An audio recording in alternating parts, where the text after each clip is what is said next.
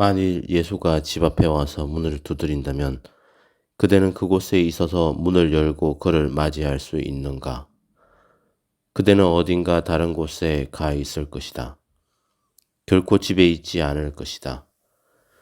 그대는 집에 있지 않고 온 세상을 방황하며 돌아다닌다. 그대의 집이란 어디인가? 다름 아닌 그대의 내부, 의식의 중심이 자리 잡고 있는 곳, 그곳이 그대의 집이다. 그대는 결코 그곳에 있지 않다. 깊은 명상에 들어가 있을 때에만 집에 있을 수 있기 때문이다. 그리고 깊은 명상에 들어가 있을 때에만 예수를 알아볼 수 있다. 육체를 가지고 오는가 아니면 육체 없이 영적으로 오는가는 중요하지 않다. 만일 집에 있다면 문 두드리는 소리를 들을 수 있다. 하지만 집에 있지 않다면 그대가 무엇을 할 수 있겠는가? 예수가 아무리 문을 두드려도 그대는 집에 없다. 그것이 바로 취해 있다는 말의 의미이다. 그대는 집에 없는 것이다. 실제로 그대는 자기 자신을 잊고 싶을 때마다 술이나 마약을 찾는다. 자신을 망각하고 싶어질 때 술을 마신다. 술을 마신다는 것은 잊어버린다는 것을 의미한다. 종교의 모든 목적은 기억을 깨우는 것으로 이루어져 있다. 모든 종교가 술을 마시는 것에 강하게 반대하는 이유가 그것이다. 술을 마시는 그 자체가 잘못된 것이 아니다. 그대가 추구의 길을 걸어가고 있는 것이 아니라면 잘못된 것은 없다.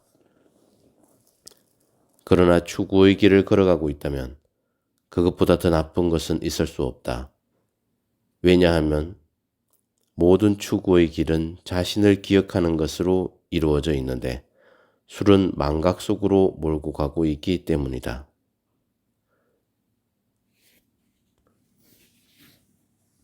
왜 자신을 잊으려고 하는가?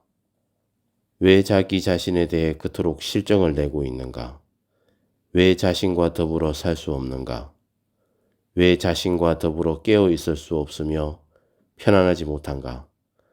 무엇이 문제인가? 문제는 깨어 있을 때나 홀로 있을 때면 공허함을 느낀다는 것이다. 자신이 아무것도 아닌 것처럼 느낀다. 내부에 무를 느끼고 그 무는 하나의 깊은 심연이 된다. 그대는 두려움을 느끼고 그것으로부터 달아나기 시작한다. 내면 깊은 곳에서 그대는 하나의 심연이다. 그렇기 때문에 줄곧 달아나려 하고 있다. 붓다는 그것을 무아, 아나타라고 불렀다. 내부에는 아무도 없다. 들여다보면 그곳은 무한히 넓지만 그곳에 아무도 없다. 단지 내면의 하늘이 끝없는 심연이 끝도 없고 시작도 없이 존재할 따름이다. 그것을 들여다보는 순간 그대는 현기증이 나고 어지러워 달아나기 시작한다. 그 자리에서 곧바로 달아난다. 그러나 어느 곳으로 달아날 수 있을까? 어느 곳으로 가나 그 비어있음의 세계는 그대와 함께 있을 것이다. 그것이 바로 그대 자신이기 때문이다. 그것이 그대의 그대의 본성이다. 그것과 화해하지 않으면 안 된다.